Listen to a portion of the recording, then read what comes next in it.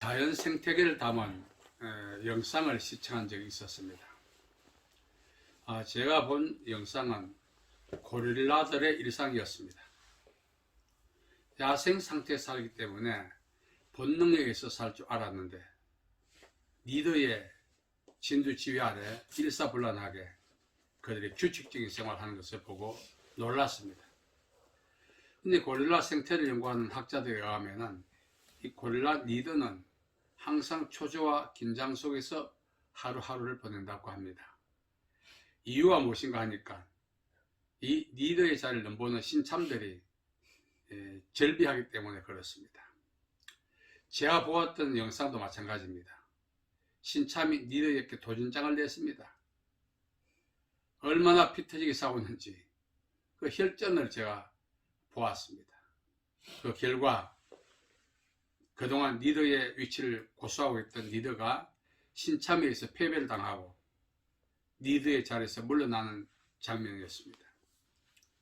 단순히 리더의 자리에서 물러나는 것이 아니라 그동안 자기가 리더했던 그 공동체를 떠나는 것이었습니다. 가슴이 짠했던 것은 자기가 남겨둔 그 구성원들 속에는 자기의 가족도 있었다는 거죠. 패배한 리더는 가족들이 끌고 가지 못합니다. 단신으로 나가야 하는 거죠. 연신 그동안 자신이 리더했던 공동체를 뒤돌아보면서 또 뒤돌아보면서 그렇게 고개를 숙이고 떠나는 모습이 참으로 안타까웠습니다. 이 고릴라들은 자기 영역이 있습니다. 그 영역 안에 누가 침범하게 되면 연대해서 싸우게 되는 거죠. 왜? 그 위치를 고수하기 위해서입니다. 자, 그렇기 때문에 이 고릴라들은 자기 영역에 대한 애착심이 강하죠. 뿐만 아니라 여타 다른 동물들도 자기의 고유한 영역이 있다는 거죠. 이 고릴라 학자들에 의하면 고릴라가 자기 영역이 있기 때문에 그 영역을 벗어나면은 새로운 공동체를 구성하거나 새로운 영역을 확보하거나 하지 못한다는 것입니다.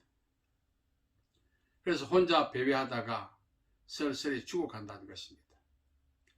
단 한 번의 패배였음에도 불구하고 그 결과가 낳은 참상은 이루 말할 수가 없는 거죠. 생활 공간을 잃을 뿐만 아니라 가족도 잃습니다. 공동체로부터 단 한 번의 패배로 인해서 퇴출당한 그 고릴라의 모습을 통해서 우리 역시 각자가 고수해야 될 영적인 위치가 있습니다. 만일 영적 위치를 천적들에서 약탈당한다면 우리 역시 고릴라와 같은 전철을 답습할 수밖에 없다는 거죠. 기억하기로 1975년도입니다. 1975년도에 이제 월남이 월명에 의해서 폐국을 당했습니다.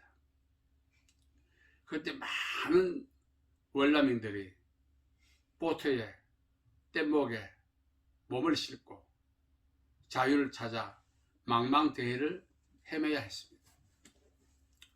국가를 구성하는 요소는 국민, 주권, 영토입니다.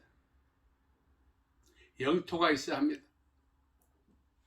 비록 월남 사람들이 성선한 뗏목과 보트를 할지라도 그 뗏목과 보트는 월남이라고 하는 국가로 지칭할 수 없습니다. 왜? 영토가 아니기 때문에 그렇습니다. 그들은 뗏목과 보트에 몸을 싣고 우방 국가 인접해서 자기들 수용해 줄 때까지 그 좁디 좁은 곳에서 하루 이틀 수많은 세월을 보내야 했던 것입니다. 그 중에 병든 사람도 있었고 죽어가야 했던 사람도 있습니다. 자기가 안배받은 고유한 영토를 상실했을 때 오는 그 고통은 참으로 크다 할 수 있습니다. 그러므로 우리가 하루하루 살아가는 이 생활터가 얼마나 귀한가를 우리는 그 가치에 대해서 늘 감사해야 할 것입니다.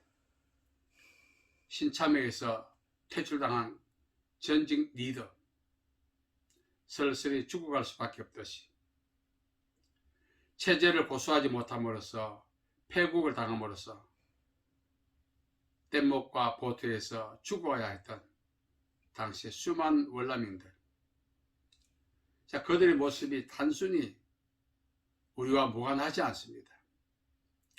우리 역시 하나님께서 안배해 주신 고유한 영적 위치를 파수하지 못한다면 퇴출당하여 죽어가는 전직 고릴라처럼 뗏목과 보트에서 죽어야 했던 월남민들처럼 우리 역시 그러한 전철을 답습할 가능성이 많다는 사실입니다.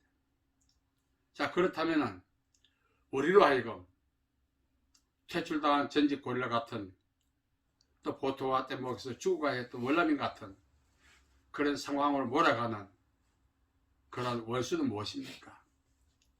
전직 리더 고릴라는 신참이죠. 월남민들은 바로 체제를 고수하지 못했다는 것입니다. 우리가 살아가면서 역사를 배우는 교훈은 동일한 전철을 밟지 않기 위해서입니다. 그들이 남의 일이 아닌 것입니다. 중요한 사실은 신참과 같은, 월맹과 같은 그러한 천적들이 우리에게도 있다는 거죠. 성경은 말합니다. 마귀의 괴계를 대적하라고. 우리 천적은 마귀입니다. 마귀는 두 가지 방법으로 우리를 공격합니다. 첫째는 안배받은 영적 위치에서 우리를 이끌어내는 거죠. 퇴출시키려 할 거죠. 두 번째는 우리로 하여금 안배받은 영역에 진입하지 못하게 방해하는 것입니다. 아브라함이 마침내 가나안 땅에 들어갔다고 합니다. 가나안 땅은 하나님께서 아브라함께 시하신 땅입니다. 우리 생각에는 프리패스할 것 같지만 그렇지 않았어요. 마침내 진입을 방해하는, 저지하는 그런 세력들이 있었다는 것입니다. 가나안 땅은 하나님께서 아브라함과 그 후손에게 주신 영적인 기업의 땅입니다. 우리 버전으로 해석한다면 하나님의 나라죠. 하나님의 나라에 진입하지 못하게 방해하는 그런 천적들이 있다는 사실입니다. 아브라함은 그런 천적과의 싸움에서 승리했기 때문에 가나안 땅에 진입할 수가 있었다는 사실입니다. 성경은 우리의 신앙 여정을 스포츠에 비유했습니다. 오늘 말씀을 보면은 항해에 비유하고 있습니다. 항해. 파선 항해. 자, 이 항해는 순항을 보장하지 않습니다. 돌발 변수가 있고 수많은 복병들이 있습니다. 이 항해는 순항을 보장하지 않기 때문에 이 복병과 한 사실이죠. 그러나 오늘 말씀에 보면은 후메네와 알렉산더가 파선했다고 합니다. 다시 말씀드리면 항해 과정 속에 가장 위험한 돌발 변수가 파선입니다. 우리 역시 신앙 여정을 항해에 비유한다면 파선하게 만드는 그런 복병들이 도처에 있다는 사실입니다. 목적지에 도착하는 과정 속에는 수많은 복병들과의 싸움이 필연적인 것입니다. 자, 그렇다면 우리의 영적 항해에서 파선하지 않기 위해서 무엇을 어떻게 해야 할 것인가? 여러분, 군함도, 큰 군함도 파선할 수 있습니다.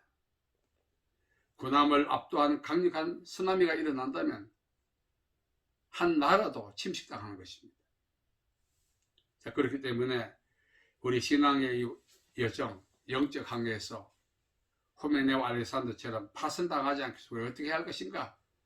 오늘 본문 말씀에서 우리에게 말해주고 있습니다. 선한 싸움을 싸우라는 것입니다. 첫째로.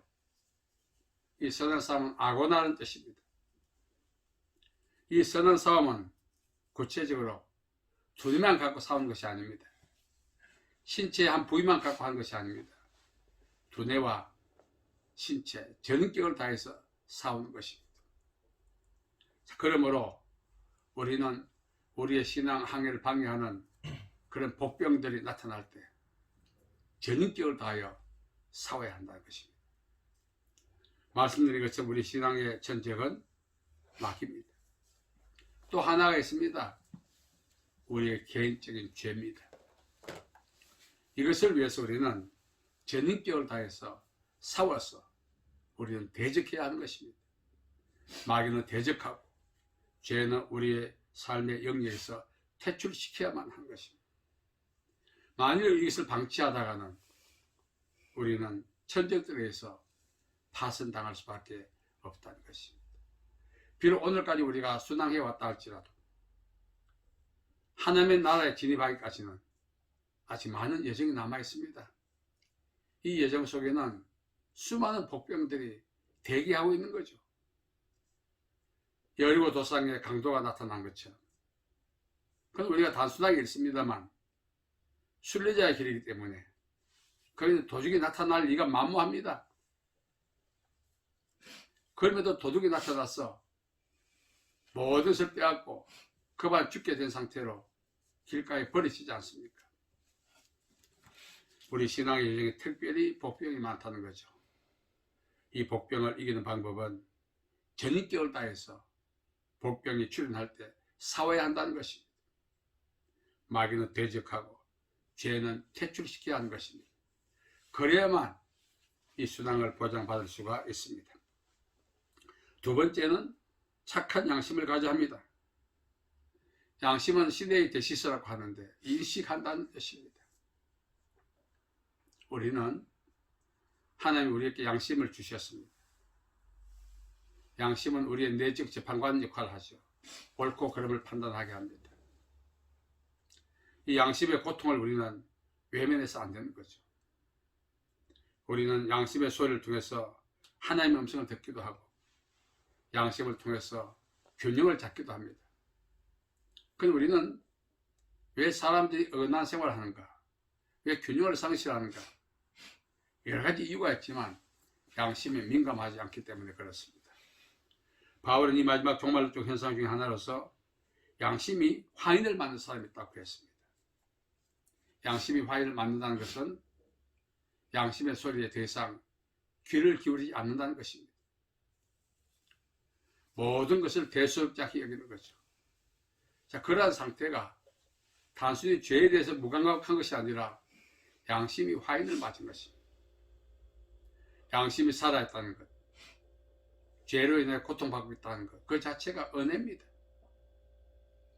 양심의 소리에 우리는 민감해야 되는 것입니다. 하나님께서 우리의 양심을 통해서 우리를 일깨우고 계신 것입니다.